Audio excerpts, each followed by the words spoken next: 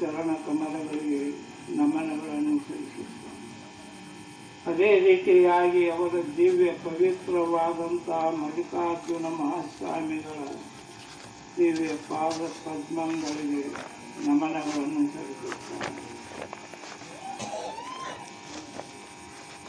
ಇಲ್ಲಿಯವರೆಗೆ ಎಲ್ಲ ಶರಣರು ಪುಣ್ಯಾತ್ಮರು ತಮ್ಮ ತಮ್ಮ ಅನಿಸಿಕೆಯ ಪ್ರಕಾರ ತಮ್ಮೆಲ್ಲರಿಗೆ ಬಹಳ ಸುಂದರವಾಗಿ ವಿಷಯಗಳನ್ನು ಹೇಳಿ ಗುರು ಅನ್ನೋದು ಎಷ್ಟು ಮಹತ್ವತೆ, ಗುರು ಅನ್ನುವಂಥದ್ದು ಎಂಥ ಪವಿತ್ರತೆ, ಅವರಿಗೆ ಎಲ್ಲರಿಗೂ ಶರಣಾರ್ಥಿಗಳು. ಅದೇ ರೀತಿಯಾಗಿ ಎಲ್ಲ ತಾಯಂದಿರು, ಎಲ್ಲ ಗೆಳತಿಯರು ಬಹಳ ಸುಂದರವಾದಂತಹ ಪದ್ಯಗಳನ್ನು ಗುರುವಿನ ಬಗ್ಗೆ ಬಹಳ ಮಹತ್ತರವಾದಂಥ ವಚನವನ್ನು ಹೇಳಿದಂಥವರಿಗೂ ಕೂಡ ಎಲ್ಲ ಶರಣೆಯರಿಗೂ ನಮನಗಳನ್ನು ಸಲ್ಲಿಸುತ್ತಾ ಈ ಸದ್ಗುರುಗಳಾದಂಥ ಮಲ್ಲಿಕಾರ್ಜುನ ಮಹಾಸ್ವಾಮಿಗಳಿಗೆ ಒಳ್ಳೆಯ ಸುಂದರವಾದಂಥ ಆಶ್ರಯನ್ನು ಮಾಡಿಕೊಟ್ಟಂಥ ಎಲ್ಲ ಹೂಗಾರ ಬಂಧುಗಳಿಗೆ ಧನ್ಯವಾದಗಳನ್ನು ಸಲ್ಲಿಸುತ್ತಾ, ಯಾಕಂದ್ರೆ ಅವರು ಎಲ್ಲಿ ಇರಬೇಕಾಗಿತ್ತು ಅಲ್ಲಿ ಕಾರ್ಯಕ್ರಮ ನಡೀಬೇಕಾಗಿತ್ತು, ಅಂಥದ್ದು ಕೂಡ ಅವರಿಗೆ ದೂರ ಆಯಿತು. ಈಗ ತಾಯಂದರೆ ಹಾಡಿರಲ್ಲ, ದುರ್ಮುಖ ಮಂದಿಗಳನ್ನು ಕಂಡ್ರೆ ಬಹಳ ದೂರ ಇರ್ತಾನೆ ಗುರುವರನ್ನು ಕಂಡ್ರೆ ಬಹಳ ದೂರ ಇರ್ತಾರೆ ಗುರುಗಳು. ಮತ್ತು ಅವರು ಪ್ರೀತಿಯಿಂದ ಪ್ರೇಮದಿಂದ ಬಂದ್ರೆ ಒಲಿತಾರ ಗುರು. ಅದಕ್ಕೆ ಜಗತ್ತಿನೊಳಗೆ ಗುರು ಅನ್ನೋದು ಬಹಳ ಶ್ರೇಷ್ಠ. ನಾವು ತಾಯಿ ತಂದೆಗಳು ಮಕ್ಕಳನ್ನು ಬೆಳೆಸಿ ಹುಟ್ಟಿಸಿ ದೊಡ್ಡವರನ್ನು ಮಾಡಿ ಶಿಕ್ಷಣ ಕಲಿಸಿ ಎಲ್ಲವನ್ನು ಮಾಡುತ್ತಿದ್ರು ಕೂಡ ಸುಂದರವಾದ ಹೆಂಡತಿಯರನ್ನು ಮಾಡಿದರು, ಮೊಮ್ಮಕ್ಕಳನ್ನು ಕಂಡರು. ಆದರೂ ಜೀವನದಲ್ಲಿರುವ ದುಃಖ ತಾಕಗಳನ್ನು ಕರೆಯಕ್ಕೆ ಯಾರಿಗೂ ಬಂದಿಲ್ಲ. ಆದರೆ ಗುರು ಅನ್ನುವಂಥವ ದುಃಖ ತಾಕಗಳನ್ನು ಕರೆದ ಎಲ್ಲರನ್ನ ಜೀವನ್ ಮುಕ್ತಿ ಮಾರ್ಗಕ್ಕೆ ಒಯ್ಯುವ ಪುಣ್ಯಾತ್ಮ. ಈ ಭೂಮಿಯಿಂದ ಬಿಡುಗಡೆ ಮಾಡಿ ಜೀವನ್ ಮುಕ್ತಿಯನ್ನು ಮಾಡುವಂತಹ ಸಾಧನೆ ಗುರು ಮಾಡ್ತಾರ. ಅದಕ್ಕೆ ಗುರು ಬಹಳ ಶ್ರೇಷ್ಠ. ನಮ್ಮಲ್ಲಿರುವ ಅಜ್ಞಾನಗಳನ್ನು ಕಳೆದು ಸುಜ್ಞಾನವನ್ನು ಕೊಡ್ತಾರೆ. ಅಂಥದಕ್ಕೆ ಎಂಥ ಪ್ರೇರಣೆ ಇತ್ತು ನೀವು ಆ ಗುರುವಿನ ಮೇಲೆ ನಂಬಿಕೆ ಇರ್ತದೆ. ಎಂಥ ಗುರುವಿನ ಆನಂದಮಯವಾದಂಥದ್ದು. ಇವತ್ತು ಆ ಗುರುವಿನ ಅನುಗ್ರಹ ಬಲದಿಂದ 89 ತಿಂಗಳವರೆಗೆ ಅವರ ಪ್ರವಚನ ನಡೀತೈತೆ. ಯಾರ್ಯಾರು ಎಲ್ಲಿಂದ ಬಂದು ಏನೇನೋ ತಮಗೆ ತಿಳಿದು ಹೇಳಿದ್ರು ಕೂಡ ಗುರುವಿನ ಮಾರ್ಮಿಕ ವಿಚಾರವನ್ನು ಕೇಳಿದ್ರೆ ಅದು ಸಮುದ್ರದ ಸಾಗರದಂತೆ. ಎಷ್ಟು ಹೇಳಿದ್ರು ಕೂಡ ತೀರ್ಲಾದಂಥದ್ದು ಆ ಪುಣ್ಯಾತ್ಮನ ಪುಣ್ಯಮಯವಾದಂಥ ಶರೀರವನ್ನು ಯಾರು ಕಣ್ಣಿನಿಂದ ನೋಡ್ತೀವಿ, ಯಾರ ಕಣ್ಣಿನಿಂದ ಅವರ ದೃಷ್ಟಿಯನ್ನು ನಿಮ್ಮ ಮನಸ್ಸಿನೊಳಗೆ ಇಟ್ಕೊತೀರಿ, ನಿಮ್ಮ ಸ್ವಪ್ನದಾಗ ಇಟ್ಕೊಂಡ ನಿಮ್ಮ ಎದುರಿನಲ್ಲಿ ಅವರ ಬಂದು ನಿಂತು ನಿಮ್ಗೆ ಆಶೀರ್ವಾದ ಮಾಡ್ತಾರೆ. ಅಂತ ಮಹತ್ವವಾದದ್ದು ಗುರು ಸ್ವರೂಪ. ಆ ಗುರುವಿನನ್ನು ಯಾರ್ಯಾರು ಯಾವ ರೀತಿಯಾಗಿ ನಿಂಬ್ಯಾರು ಅವರಿಗೆ ಎಲ್ಲ ಥರದ ಸುಖ ಸಂಪತ್ತುಗಳು ಆಗ್ತಾವೋ ಕೇಳ್ತಾವ. ಏನಪ್ಪ ಅಂತ ಕೇಳಿದ್ರೆ ಇದಕ್ಕೆ ಛತ್ರಪತಿ ಶಿವಾಜಿ ಅನ್ನೋ ಪ್ರೀತಿ ಮಾಡ್ತನು, ನಿನ್ನ ಶಿವನಾಮಸ್ಮರಣೆಯನ್ನು ಮಾಡ್ತನು ಅಂತ ಬೇಡ್ಕೊಳಕತ್ತಿತ್ತು. ನವ ಮಾತ ಮುಗಿದ ಕೂಡಲೇ ನವ ದಿನಗಳಾದ ನಂತರ ಗರ್ಭದಿಂದ ಪ್ರಚುತ ವಾಯು ಬಂದ ತಾರಾಗಿ ಹೊರಗೆ ಬರ್ತಿತ್ತು. ಹಿಂಗೆ ಜೀವಾತ್ಮಸ್ಪ ಅನ್ಕೋತಿರು ಮುಂದೆ ಗುರುಗಳು ಈ ಮಾತು ಹೇಳಕತ್ತಾರ. ಅಲ್ಲಿ ಚಾಮಳ್ಯಾರ ನಡಗಾಕತೈತಿ. ಆದ್ರೆ ಅವ್ನು ನಗರ ಆ ಕಡೆ ಹೋಗಾಕೈತು. ಗುರುಗಳು ಕೇಳಿರ್ತಮ್ಮ ಏನ್ ನೋಡಾಕತ್ತಿದ್ವು ನೀನು ರಾಜ? ಇಲ್ರಿ ಅದೇ ಒಂದು ಕಂಬಳಿ ಅಂತ ಕಾಣಕತ್ತೈತಿ, ಒಳಗೆ ಯಾರು ಕಾಣುವಲ್ಲ. ಆದ್ರೆ ಕಂಬಳಿ ಯಾರ ನಡಗಾಕತೈತಿ ಯಾಂಗ ನೋಡಪ್ಪ, ನನ್ನ ಕಂಬಳಿನ ನಡಗಾಕೈತಿ, ಅದು ಯಾರಿಲ್ಲ ಹಾ ಅಂದವ. ರಾಜ ಆಶ್ಚರ್ಯಪಟ್ಟ. ಅಲ್ಲ ಕಂಬಳಿಯಾಗ ನಡಗತೈತ್ರಿ ಅಂದ. ನೋಡಪ್ಪ, ನೀನು ಬರ್ತನತ್ತ ಸಿಪಾಯಿನ ಕಳಿಸಿದ್ದಿ. ಆ ಸಿಪಾಯಿ ಬಂದು ಕೇಳಿದಾಗ ನಾನು ಮಲ್ಕೊಂಡಿದ್ನಿ, ಅದೇ ಕಂಬಳಿ ಹೊತ್ಕೊಂಡು ಮಲ್ಕೊಂಡಿದ್ನಿ.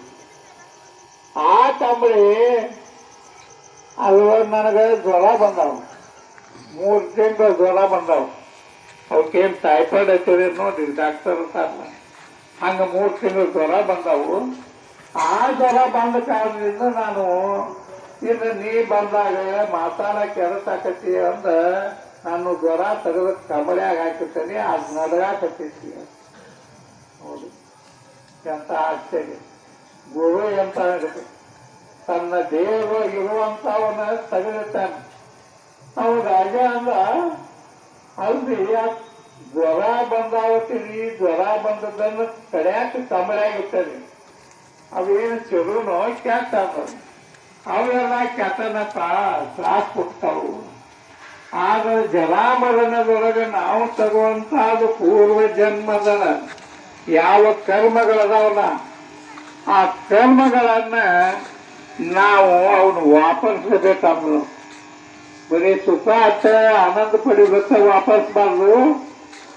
ಬರುವಂತ ಜೀವನದೊಳಗೆ ಸುಖ ದುಃಖಗಳನ್ನ ನಾವು ತಾಳ್ಕೊಳಕಬೇಕು. ಅದು 3 ತಿಂಗಳು ಕೆಲಸ ಐತೆ, ಅದು ಬರುತ್ತೆ. ಅದು 3 ತಿಂಗಳ ನನ್ನ ಬಿಡಂಗಿಲ್ಲ. ಒಂದ್ ಹೊತ್ತಿಗೆ ನಾ ಬಿಟ್ಟೆತ್ತೀವಿ, ನೀ ಹೇಳ್ದಂಗ ನನಗೆ ಬೇಡ ಹೋಗಿದ್ನೆತ್ತೀವಿ. ಆದ್ರೆ ಕರ್ಮನು ಅಂತಾದ್ರು ಅಲ್ಲೇ ಉಳಿತೈತೆ. ಆ ಕರ್ಮ ಮುಗಿಲಿಲ್ಲ ಅಂದ್ರೆ ಆ ಕರ್ಮಗಳದಿಂದ ಮುಂದೆ ಪುನರ್ಜನ್ಮ ಜೀವಿಗಳಾಗ್ತೀವತ್ತಿ. ಯಾವಾಗ ನಮಗೆ ಒಳ್ಳೆದು ಹೋಗಿತ್ತು ಸುಮಾರತಿ, ಒಳ್ಳೆದನ್ನು ವಾಪರ್ಸೋದು, ಕೆಟ್ಟದನ್ನ ಹೊರಗೆ ಬಿಡೋದು. ಅದಕ್ಕೆ ನಮ್ಮ ಶರೀರ ಮೇಲೆ ಬರುವಂತ ರೋಗಾದಿಗಳು ಹಿಡ್ಕೊಂಡ, ಅನೇಕ ದುಷ್ಟ ಕೃತ್ಯಗಳು ಹಿಡ್ಕೊಂಡ ಅವುಗಳನ್ನು ನಾವು ಪಾಲಿಸಿಕೊಂಡ ಅವುಗಳನ್ನು ನಾವು ಬೋಧಿಸಿದ್ವಿ ಅಂತಂದ್ರೆ ನಮ್ಮ ಜೀವನ ಸ್ವಚ್ಛತೆ ಸ್ವಚ್ಛಾಗಿ ಆ ಗುರುವಿನ ದಿವ್ಯ ಮಂತ್ರದಿಂದ ನಾವು ಎಲ್ಲ ಪಾಪಗಳನ್ನು ಕಳ್ಕೊಂಡ ಪುಣ್ಯದವಂತನಾಗಿ ನಮ್ಮ ದೇಹ ಯಾವಾಗ ಸ್ವಚ್ಛಕತಿ ಆವಾಗ ಜೀವನ್ ಮುಕ್ತನಾಗತೈತಿ. ಅದಕ್ಕಪ್ಪ ನನ್ನ ಜ್ವರ ಅದಕ್ಕೆ ತಗದಿರ್ತಾನೆ, ನೀ ಬಂದಕ್ಕಿಂತ ಜೋಡಿ ಮಾತಾಡ್ಬೇಕಾಗಿತ್ತು. ಅದಕ್ಕೆ ಗುರುವಿನಲ್ಲಿ ನಡ್ಕೊಳ್ಳೋವಾಗಲಿ, ಗುರುವಿನ ಉಪದೇಶ ತಗೊಂಡಾವಾಗಲಿ, ತನು ಮನ ಧನಗಳನ್ನ ಅರ್ಪಣೆ ಮಾಡ್ಯಾನಪ್ಪ ಅಂದ್ರೆ ಗುರು ಎಲ್ಲವನ್ನ ತನ್ನಲ್ಲಿ ತಗೊಂಡ ಆ ಶಿಷ್ಯನಿಗೆ ಪವಿತ್ರವಾದ ದಿವ್ಯ ಮಂತ್ರವನ್ನು ಕೊಟ್ಟ ಅವನ ಪವಿತ್ರ ಮಾಡುವ ಶಕ್ತಿ ಗುರುವಿನಲ್ಲೈತಿ. ಅದಕ್ಕೆ ಅನುಭವಿಸಿದ ಗುರು ಅನ್ನುವಂಥದ್ದು ಬಹಳ ಶ್ರೇಷ್ಠತೆ. ಇದೇ ರೀತಿಯಾಗಿ ಅನೇಕ ದೃಷ್ಟಾಂತಗಳು, ಅನೇಕ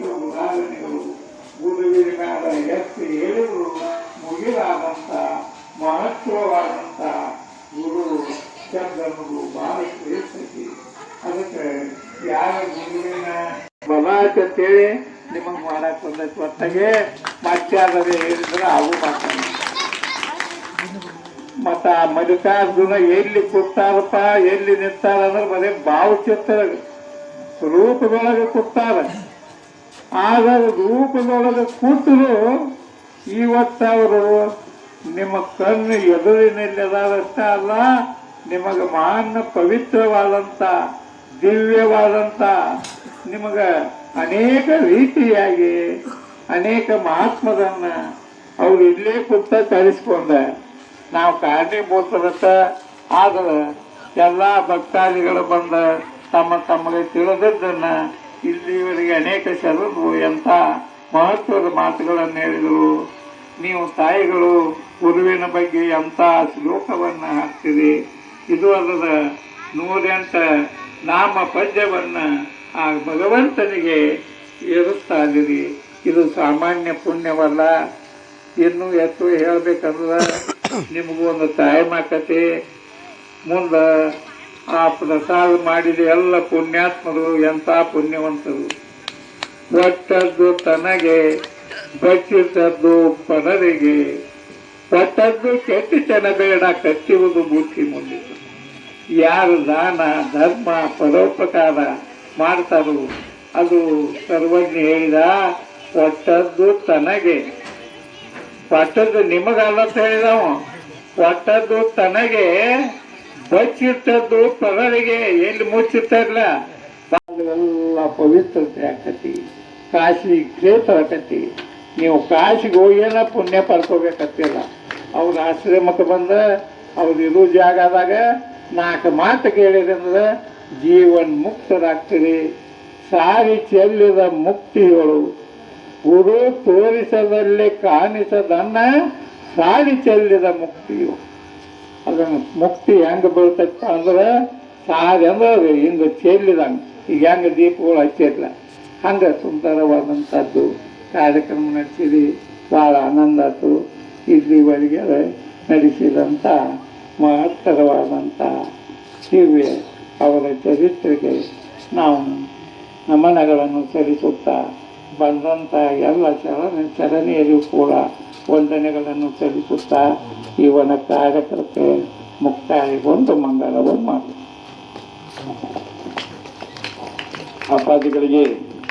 ಅಪ್ಪಾಜಿಗಳ ಒಂದು ಅನುಭವದ ಅಮೃತವನ್ನು ಉಣಬಡಿಸಿದಂತಹ ಬುದ್ಧಿ ಅಪ್ಪಾಜಿಗಳಿಗೆ ಸಾಷ್ಟಾಂಗ ನಮಸ್ಕಾರಗಳು.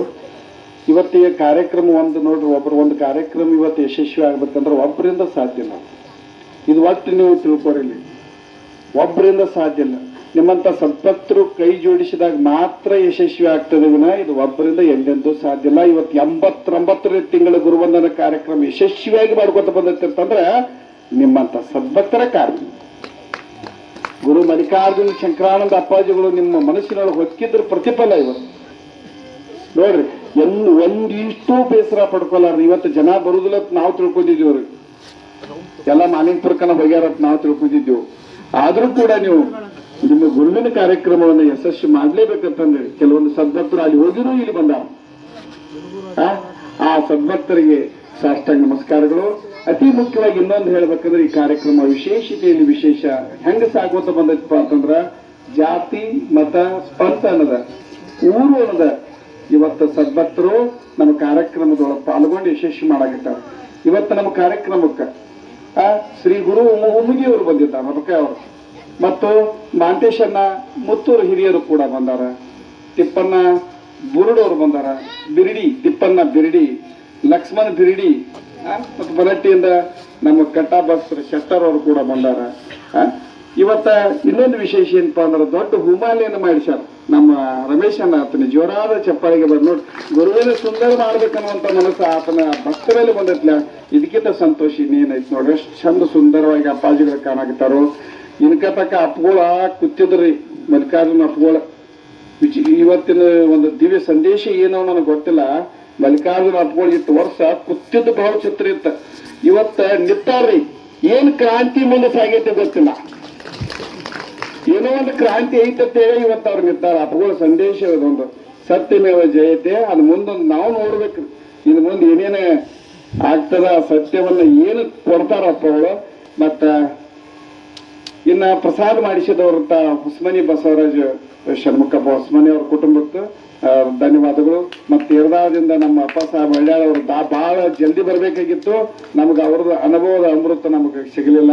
ಮತ್ತೆ ಇಲ್ಲಿ ಸಾಕಷ್ಟು ನಮಗ ರಾಂಪುರದ ಗುರುವರಿಯರು ನೀವು ಕೂಡ ಕಾರ್ಯಕ್ರಮಕ್ಕೆ ಶಕ್ತಿಯನ್ನು ತುಂಬಿರಿ. ನಿಮ್ಮ ಪಾದಕ್ಕೆ ಅನಂತ ಕೋಟಿ ಪ್ರಣಾಮಗಳು.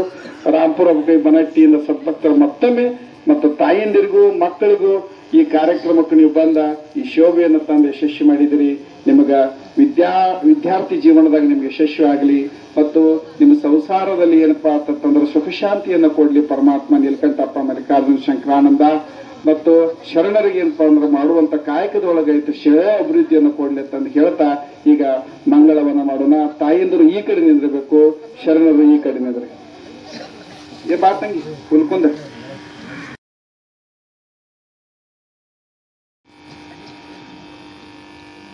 ಹರನ ಪೂಜೆ ಯಾವ ಮಾಡ್ತಾರೋ ಅದು ಪರಮಾತ್ಮನ ಪೂಜೆ.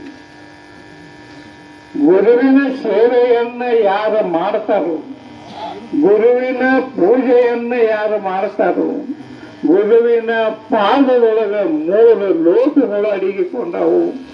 ಪಾದ ಪೂಜೆಯನ್ನ ಯಾರು ಮಾಡ್ತಾರೋ ಅಂತವರಂತ ಜಗತ್ತಿನೊಳಗ ಪುಣ್ಯವಂತರು ಯಾರೂ ಇಲ್ಲ. ನೀವು ನೋಡಿ, ಮಲ್ಲಿಕಾರ್ಜುನ ಸ್ವಾಮಿಗಳು